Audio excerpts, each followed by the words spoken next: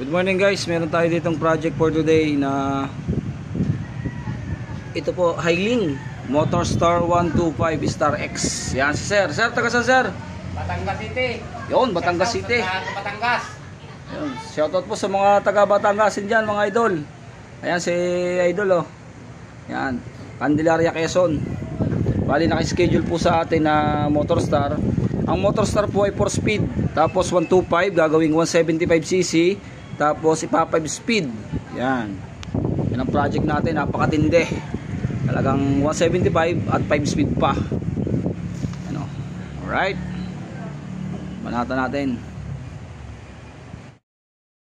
Hello mga idol, ito na po ang ating mga gagamitin sa conversion ng 175. Transmission Sunset 5 speed. Yan na po, 5 speed yan. Galing sa motor na 5 speed. Makapaghanap tayo kasi Motorstar yung kanya. Kaya kailangan natin yung drum na gagamitin ay ganito, matilos din. Tapos ito, kasi yung kanyang original matilos din, kaya kailangan matilos din yung dulo. Magkaiba sila ng style kapag 5 speed mga idol. Ito yan o. Kaya kailangan natin to, yung pinaka cam dala din, yung pinaka lever, ang buong transmission.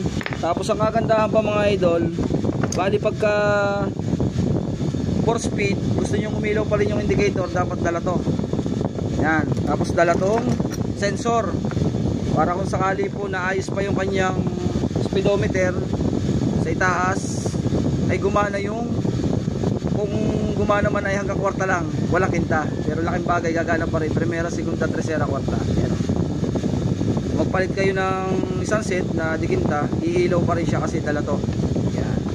Tapos timing gear, yan, bag seal, tapos cylinder head ni Skygo. Yan, isang set. Yan po, SG175 cylinder head, genuine. Tapos panggilid ni 155 mga idol, Motorstar, isang set. Pang 200cc, tapos crankshaft pang 175. Yan. Ito. Ayan mga original CG175. Yan, magandang klase. Pang Rossi Chariot. Tapos push rod 175 din. Kaya itong motor na to corporation na, dahil iba't iba ang pyesa. Yan na, bubuhin na natin. Pati stud bolt, kailangan natin ng stud bolt kasi tataas, kailangan palitan to ng stud bolt mga idol. Yan na, tapos block 175. Palitan din ng block assembly yan mga idol oh.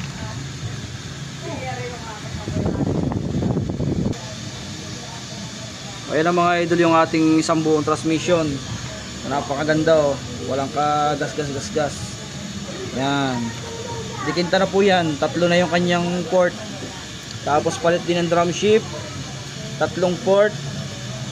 Yan, galing dikinta. Euro 150 to mga idol. Euro 175, Euro 150 parehas lang. Alright. Maganda na oh. Quality. Tapos ang buong sigunyal. Yung 175. Rossi Macho or Chariot or Skygo 175. Sukat po yan. Tapos gasket. Tapos kakabit na natin mga idol oh. Ayan na. Napakalinis na oh. Yun. Ayan na. Diba? Ayan na mga idol. Bubuhin na natin. Yan na mga idol oh. Nakapanggilid na siya ni 155. Yan. Yan na yung stock niya. Panggilid. Ito yung pang 155, 70, 21, 37. Tapos nakakabit na yung head. Nakakabit na yung block 175. Yan ang ganda oh. Yan, pagka rin natin. Ayun mga idol, tapos na yung project natin dito sa 175. Sipahin mo nga ulit. Gaya. Tigas yan. Hoy! Tigas nga, nabaltag oh. Yun! Talagang pahay natin kasi, you know? No?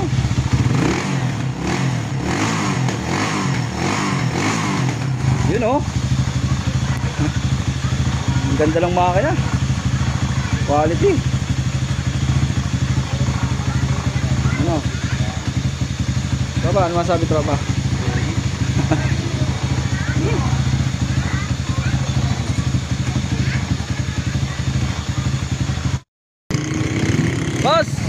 Maraming salamat. Salamat po. Thank you. Ano masasabi? Ayos lang. Magandang bata. Yun. Ayun na, yung anak. Talaga naka-enduro. Okay, sir. Shoutout sa inyo, shoutout.